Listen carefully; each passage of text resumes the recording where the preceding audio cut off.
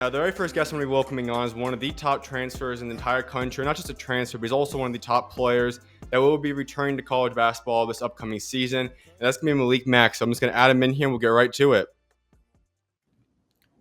Malik, what's going on today, man? Um, it's been a good day. Got some good work in. Doing a little bit of this summer work, so it's been a good day so far. Well, I want to get into your recruitment this past offseason because, as I just alluded to, you were a guy that came out. You're one of the top ranked transfers in the entire country. But in my opinion, you're going to be one of the top players, regardless of just transfers or anything, heading into the country next season. Take us through the kind of the expectations you have now heading into the second year of college for yourself. I just want to be able to produce. Main thing is to win games. Especially in the Big East, just so that I could lead my team to victory. So that's the main thing. Not trying to put too much pressure on myself, but just want to win games and prove that I'm a winner. There's one thing that's really unique that for people that don't know you really well, just about a little bit over a year ago, you came into the college season and you were not necessarily the highest recruited player. Not a lot of people had the expectations that you're going to come out and produce at the way that you did last year. Just looking at the way that life's now changed in just a little bit over a year, what's that been like? Um, it's been a little adjustment period, a little bit weird for me. Mhm. Being a person who wasn't really known coming into my freshman year, and then all of a sudden everybody knows who I am. Even going out in public in some places and people knowing who I am, just kind of different for me. So main thing, just being able to adjust to that notoriety and the recognition I've been receiving off the court. So the place that you came from obviously is Harvard, and that was a very unique decision for yourself because I know just looking at the discourse that was public, a lot of people said, "All right, well, you're choosing between two very big decisions for yourself. You're going to either have the opportunity to graduate with a degree from a school like Harvard, one of the most prestigious schools in the entire world, or you have the opportunity to obviously pursue it and go play at the highest level of basketball somewhere." I'm sure that had to be something that you were having to balance through, make the decision. How did you ultimately come to the conclusion and say, you know what, I'm going to prioritize basketball to a certain extent while still obviously going and getting a good education, but I'm going to obviously go down the basketball route, make sure I can play at the highest level and the highest stage? I just knew that basketball, it doesn't last forever. You get a certain window to kind of attack and make the most out of it. So I felt like with my next 3 years of eligibility, I wanted to be able to capitalize on my abilities and try to put myself in the best position to try to go to the next level. And I felt like for me, that was being able to showcase that on a bigger stage. Even though I sacrificed a little bit of my education, Mhm. I'm still here at Georgetown University. That's a great school. So even though it's maybe a step below Harvard, it's not like I went from the best school in the world to the worst school in the world. Like I'm still able to pursue my education as well as capitalize on certain opportunities that I didn't have while I was at Harvard. So I want to go back a little bit and kind of help people get to know you a little bit better. So you're now going to be back home. You're going to school where you're in very near to where you grew up at. Just growing up out there, the DMV area, what was that like? Just kind of being a part of a place that a lot of people realize there's so much talent comes from there. It's one of the most prestigious basketball areas in the entire United States of America, entire world actually. What was it like growing up out there? Growing up in the DMV, it was very competitive. That's the main thing. Mm. Every time you stepped on the floor, it didn't matter if it was an AAU game, high school game, middle school, or just pickup. Everybody could ball. So the main thing was that it was competition, and you couldn't be scared to go out there and showcase who you was and kind of make a name for yourself. So I would say that's the biggest part about growing up here in the DMV is just that every time you step on the floor, you know it's gonna be a battle. Like no matter if you playing against the guy who got the most notoriety for being a great basketball player, or you playing against an unknown guy. Like either way, they coming for you, and they got some skills with them. Who would you say was your favorite guy to match up with growing up? Growing up, I probably had to say Doug McDaniel. Um, Hmm. ever since we was kids, he played on this team called Team Glory. I played on Maryland's Finest, and he always was a tough matchup ever since he was a little kid. And then we ended up going to the same middle school as well. So me and him always went head to head in practices and games, and then even in high school we was in the same conference. So I would say growing up, that probably was my favorite matchup, and also because he was a guy who coming up, everybody knew who Doug was. So me being the kind of person I am. I kind of wanted to prove myself against Doug, which I don't see nothing wrong with that. I just feel like it made me better and it made him better. But that was probably my favorite matchup growing up for sure.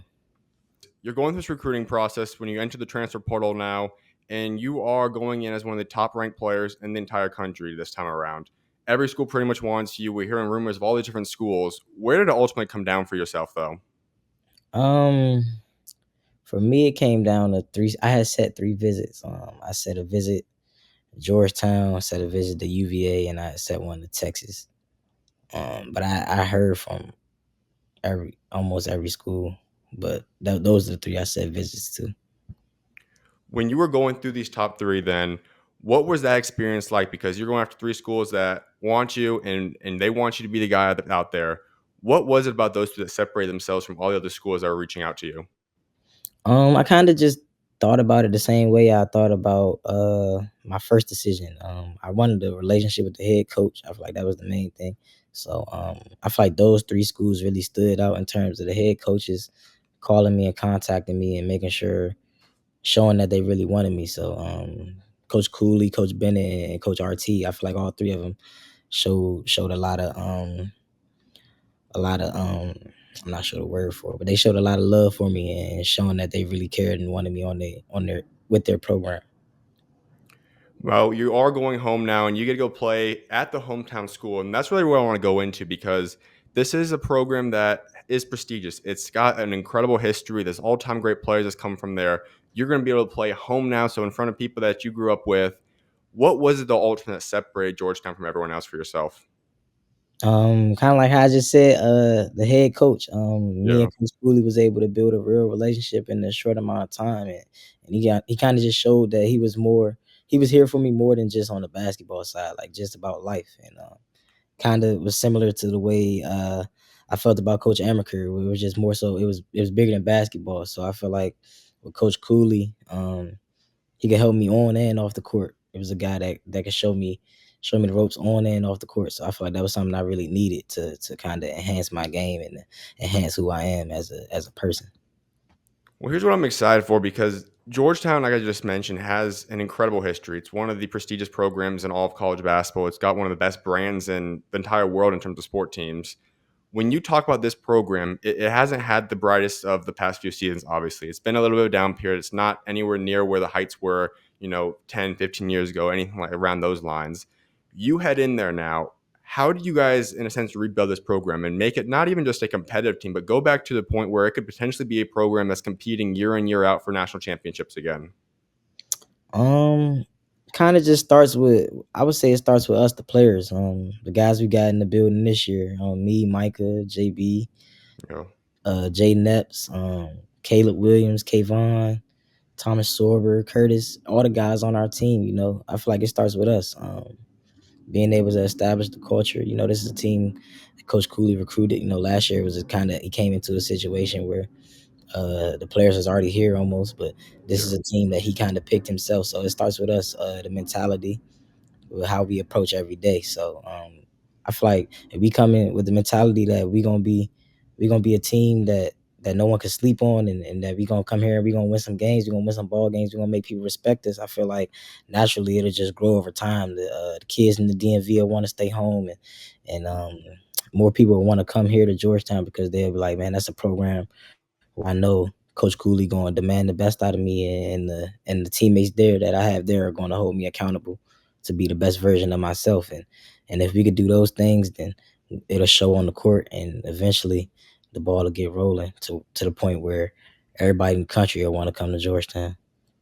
You just mentioned a huge point that I really want to emphasize on a little bit because we talked about already before. The DMV area is one of the best places in the entire country. Like it doesn't get too much better where when it comes to recruiting, when it comes to players coming out of there, you can build a great team just out of local guys year in, year out.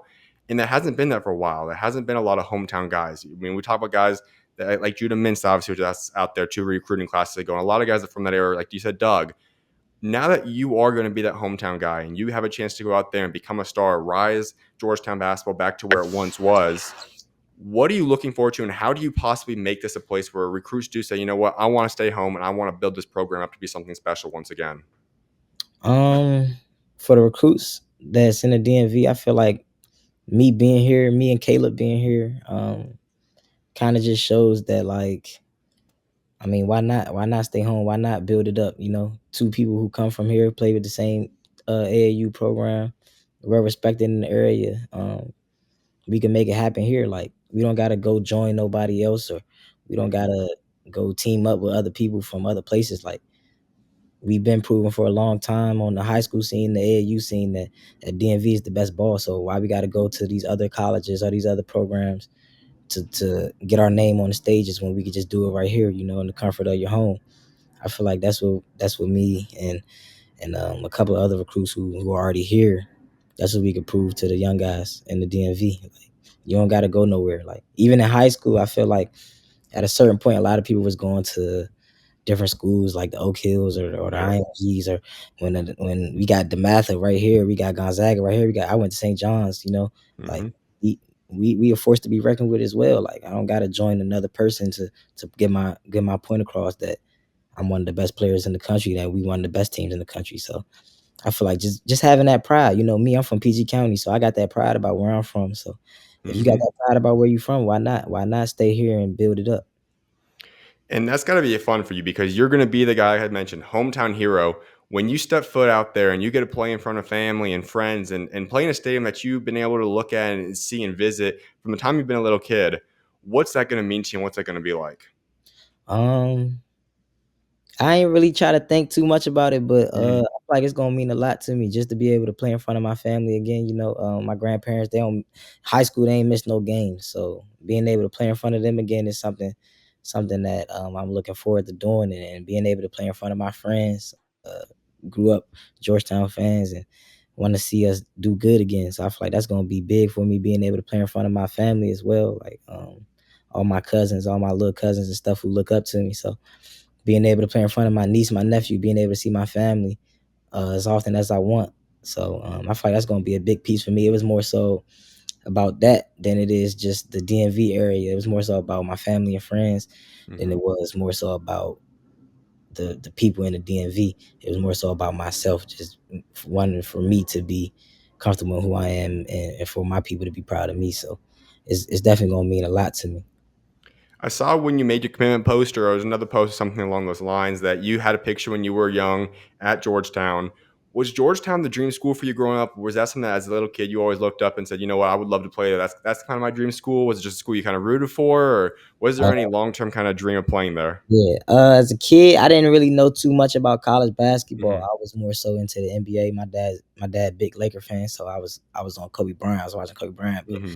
my best friend Kevin, his grandmother used to work here at the school, and so we'll get tickets, and we'll sit right behind the bench when I was younger, and that was like my Hmm. introduction to college basketball. I remember seeing the last Big East regular season game, Syracuse versus Georgetown. Hmm. Georgetown we waxed cues, and they stormed the court. I remember seeing that, and that's what made me start following college basketball a little bit. So I definitely grew up a Georgetown fan for sure, and that was like a little bit, as a kid growing up, I wanted to be a Hoya for definitely. Like, I ain't really like too many other programs. I was just watching Georgetown. All right, so there's a head coach there now, Coach Ed Cooley, who built an incredible program out there at Providence, and now obviously he just transitioned out to Georgetown. And last year obviously didn't go as smoothly as I know some fans and people probably wanted to see happen. But in my opinion, I still know what he built out there at Providence. I know he's an incredible coach. How great and how just good is it just to be around a guy like Coach Ed Cooley and just being able to play for him, or at least right now, I guess more so scrimmage or whatnot, but just kind of be around him now. It's great being around Coach Cooley. You know, he authentic. He always gonna be himself no matter what it is, and that's something I can appreciate coming from my head coach, because it gives me the comfortability to be who I am on and off the court, just to Hmm. be unapologetically me. So, being around Coach Cooley, I mean, it's amazing. You know, he gonna tell you the good, he gonna tell you the bad, he gonna let you know what it is, he gonna give you the real. So, growing up, like I said, I'm from PG County. That's all I know my whole life.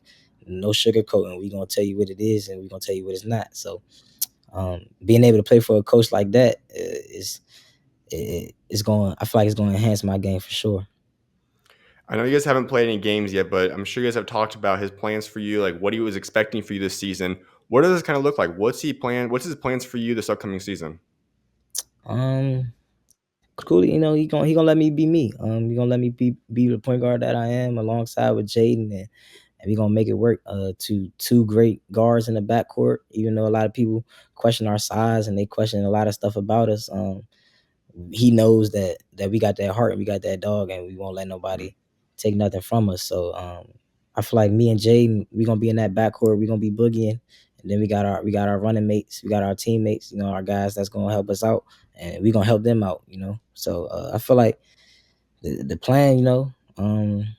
I'm gonna play my game. A lot of what you seeing at Harvard, Jaden gonna play his game, Mhm. and you gonna have to just pick your poison from there. And then if you want to put bigger guys on us, we got PV, we got JB, yeah, we got Sorber down low. A lot of people don't know about him, so Drew Fielder is what man. We got a lot of guys, a lot of weapons. So I feel like it's just kind of just a pick your poison situation, especially with me at the dot. I could facilitate as well as score, and Jaden could do the same thing. So you're gonna have to pick your poison in that backcourt. You just talked about some of the guys on this team, and that's what makes it a really intriguing roster because a lot of the guys, for the most part, we don't know. Obviously, we saw you when you get to rock out. We know what you're capable of. Jaden, we got to see that quite a bit last season. And then obviously, Micah, he's obviously got a lot of time. We've seen what he's done throughout his career so far. But a lot of the guys, pretty much everyone else on this team has either been guys that were highly ranked recruits that are coming as freshmen, the guys that have been around, maybe haven't had the opportunity to play a lot yet. What kind of could people expect for a lot of these other guys? Guys like obviously Jordan Burks, and you talk about Curtis who's coming in from Louisville. You talk about some of the incoming freshman guys. What can we expect from some of the guys that's going to get a lot more of an opportunity than maybe they've seen so far in their careers? For one thing, I tell you for sure is everybody here hungry. Everybody's hungry. Everybody got a chip on their shoulder. So first off, you gotta expect us. We gonna be playing hard for sure. Mm-hmm. I don't want to give away too much of what we got going on, but Mm-hmm. I mean, JB, freak athlete, score the ball, um, defender long, Kirk shoot the ball. Freshman, you just, I mean, a lot of people gonna have to wait and see. They don't know too much. I kind of like it like that as well though, because coming in, I wasn't the guy who was known, so Mm-hmm. I think the shock value of it is gonna be something that you got to see. But we got some great pieces coming in. Guys improving. Drew Fielder improving his game from last year. So Drew McKenna improving his game from last year. A lot of people ain't get to see, the development piece, but our guys been developing for sure, and I feel like it's gonna be a great season for sure. All right, so you got to give me your favorite memory so far with Ed Cooley. It hasn't been too much time yet together, but what would you say has been your favorite memory, whether it be through the recruiting process, it's been since you got on campus and spent some time? What's your favorite memory with Coach Cooley so far? Coach Cooley. Probably when we went to his house. We went to his house to go watch the NBA Finals game one. That probably Mm-hmm. was the cool moment, just having the whole team in there. He got his family in there. So just having the whole team over there, just that family environment that we watched the game with our coach at his house, chilling, chilling in the spot. So that probably is my favorite memory so far. Well, another aspect I also want to touch up on is the NIL landscape. We know how much has changed college basketball over the past couple of seasons now. And I know just kind of what people have talked about online, and you mentioned a couple of times in other interviews or whatnot, about just the drastic change it's going to be. I know the Ivy League's been a lot of pretty much against the NIL for the most part. It's not as able to give you guys as much opportunity there as other countries and conferences typically are. But what has the gap and the change kind of been like for yourself going from a school like Harvard in the Ivy League to now being in the Big East and playing at Georgetown? So far, I mean, I haven't really seen too much because we haven't played any games yet. But Yeah. I mean, from the NIL perspective, a lot of schools have collectives. Hmm. That's probably the biggest difference. In the Ivy League, I'm not sure who has collectives. I know at Harvard we did not have a collective, but that's probably like the biggest difference I've seen so far in terms of the NIL situation is that you have collectives with the bigger programs, and then with the smaller programs, some programs don't have a collective at all. So it makes it a little bit difficult to make NIL money. Hmm. So if you think that a school like Harvard or any of the other schools that maybe don't have the NIL collective set up yet, if they were to set something up and Harvard could have had a collective in place, would that have made staying at Harvard a more likely possibility for yourself? I feel like if Harvard or schools in the Ivy League had collectives, then it'll be tough for recruits to say no. Yeah. It's great coaching in the Ivy League. You can't say no to the schools. Um, I feel like if they had collectives, then they'll be a force to be reckoned with. But to get guys now, you gotta have more than just uh, good coaching and good schooling. Like some people need certain things, and um, I feel like if those schools did have collectors though, then it'll you already see Yale one game in the tournament, Princeton one game in the tournament. Um, Princeton probably could have made the tournament again this year if they don't lose to St. Joe's in the regular season. Cornell gave Ohio State run for their money without Chris Manning. Mhm. So I feel like if those schools had collectors, then it'll get scary for the power 6, 5, whatever it's called. Power. It'll get scary for those schools for sure. Now, obviously, you have the opportunity potentially. We don't know what God's got in store for you over the next year, but you could go play pro after this next season. But if you do stay for more than just 1 year, we know that the new rules coming into place in the beginning of the next season and next year, 2025, where you guys are going to start being paid money regardless of what happens. Obviously, they're still trying to figure out how it's going to break down and everything. But just being a part of all this changes happening in college basketball between the NIL aspect and now you're going to be able to get paid money just legitimately. What's this been like, and how excited are you for that aspect? Um, I try not to focus too much on the money aspect. Hmm. Okay, I mean, I wasn't making any money before Yeah. this year, so it's not something that I'm just big investing on. I feel like if you too focused on the money, then your production won't be the same. So I try Yeah. not to look at the money too much. I try to just go after what I'm going after day by day, and whatever comes with it is what comes with it. So um, I'm not sure. I don't even look into the rules too much. I kind of just go with what the people in my circle are telling me and what I've been reading and doing my own research. So Mhm. for next year, I'm not sure what it'll look like. I'm just kind of attacking this day by day for sure.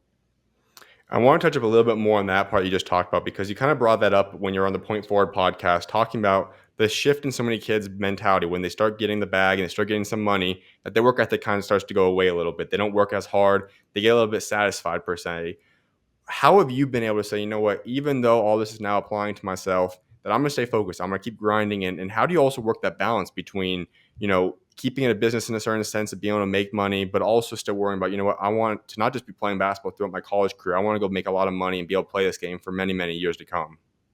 Yeah, I'm able to keep my head on straight just by knowing that okay, college athletes be getting paid, we having fun, but if you look at what these NBA guys is getting, you ain't making nothing. So if your motivation is the money, you should be looking at the NBA like I ain't even worried about this NIL stuff. Like I'm Mhm. trying to get to that next one. But for me, just I always love the game, and I kind of I won't say it's a fear of failure, but I can't see myself not being successful on the court. So I try to eliminate that by putting the work in and Mhm. knowing that if I put the work in, okay, I'm gonna have the production. So I feel like for me, the way I look at it is I gotta produce, and I can't take no steps back. So I'm gonna put my work in and keep going. But if your motivation is the money,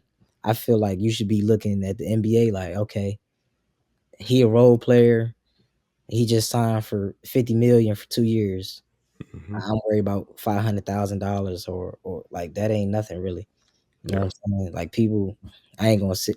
Not everybody makes that. That's a large lump sum of money, but NBA players is in a different realm when we talk about money. So if your motivation is the money, I think you should be looking at the NBA like, all right, I'm trying to get there. But for me, my motivation is just the game and trying to be successful in what I'm doing and keep putting one foot in front of the other. So that's the way I look at it. Now, you do have the potential playing in the NBA, obviously, in the future. You making this move to the Big East now. Obviously, it's a much better conference overall. It's one of the best conferences in all of college basketball. You're going to go up against top teams night in and night out. What are you looking to prove this year when you take this big jump? And obviously, I'm sure there's going to be a lot of people out there saying, well, will the numbers translate from playing in the Ivy League to the Big East? What do you want to prove to everybody as you step foot out there and now play at this big stage you're going to be playing at now? I just want to prove that what I did last year wasn't no fluke. I've been doing this for ever since I came back from injury in high school, my junior year of high school. I've been doing this for a minute now. So I just want to be able to prove that it wasn't no fluke. A lot of people gonna have certain knocks on me about me being a smaller guard or I played against lesser competition, but I just want to be able to prove that like it don't matter who you put in front of me, like it's gonna be the same thing every time, no matter what it is, no matter who it is. Like I'm coming the same way every time. The same way I was played last year is the same way I'm gonna play this year, and Mhm. you're just gonna have to stop it. And now you try to stop it. I mean, I got guys with me, so I feel like you just got to pick your poison with me now, and that's the way I'm coming about it. When you evaluate your game overall, what do you think are the things that you're looking to improve on as you go into this next sophomore season to potentially make yourself and set yourself up to possibly be playing in the NBA if it's next year, maybe even the year after, whatever it looks like for yourself? The main thing for me is to win. Um, Mhm. I feel like everybody wants a winner. Like who doesn't want a winner, especially at the point guard position. Mhm. Um, Next thing, probably just in my consistency with my jump shot. I proved I could shoot it, but just staying consistent in it, especially on catch and shoot shots. Looking at my synergy, looking at what I do good and what I don't do well. So I feel like my jump shot consistency, proving that I can play defense. A lot of people try to knock on my size, and that they question whether I could guard.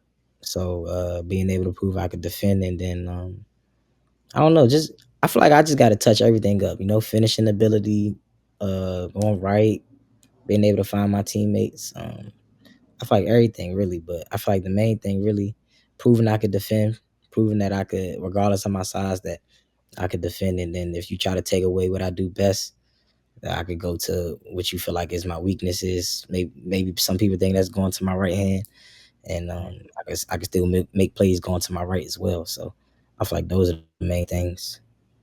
You pointed out earlier, and it's obviously a fact that one day basketball does end for yourself, and you obviously have the intelligence off the court to be able to produce and do great things off the court too in the future. What are some of the dreams you have, like outside of the game of basketball? Whenever that day comes, and you decide to move on. Do you have any other aspirations that you look forward to pursuing one day? Um, I'm not sure what I'll be doing after basketball. I try to keep myself entertained with a lot of different things. Mhm. I'm not sure what I'll end up doing for sure, but I know for sure that once basketball is done, I'll definitely pick up on something that I enjoy doing. But as of right now, I'm not sure what that thing is. But I mean, big aspirations. Um, it's the middle school I went to was a WJA, and we had sponsors, so that's kind of like one of my things I want to do. I want to be able to sponsor kids who go there, and then hopefully we could probably try to expand that school, or build schools just like that one to give kids a opportunity at life, not just in sports, but showing them that the world is much bigger than sports. Mhm. Well, man, a couple of things before I let you go. One of them is that when you talk about yourself now being at Georgetown, fans are excited for you.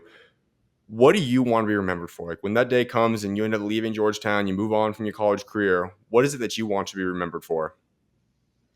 For the people who know me, or work within the building, just I just want them to remember my character. Hmm. I feel like that's the main thing. Everybody's talented at something. Everybody is good at the sport, or is good at certain things in life. But I feel like your characters with separation would make people remember you. So that's the main thing for the people who know me, and the people who work within the building. And then for the fans, I just want them to know that like I was a worker. Like you're gonna see me out there playing hard. I'm gonna give it my all every time. So when they bring up my name, I want them to say like, "Oh yeah, he was gonna play hard every night. Like no matter what, he could be hitting shots, he missing shots, having the best game, having the worst game. It don't matter. But every single night, we knew he was gonna bring that same energy. So Hmm. I feel like those two things is what I want to be remembered as. Well, my final thing for you, Malik, is when you look at this Georgetown career for yourself, what are the three biggest goals that you have set for yourself? Whether that be yourself contributing to the team success, personal things, what's your three biggest goals for your career at Georgetown? Three biggest goals at Georgetown: win the Big East tournament, win Big East regular season, and make the NCAA tournament, and see what we do once we get there.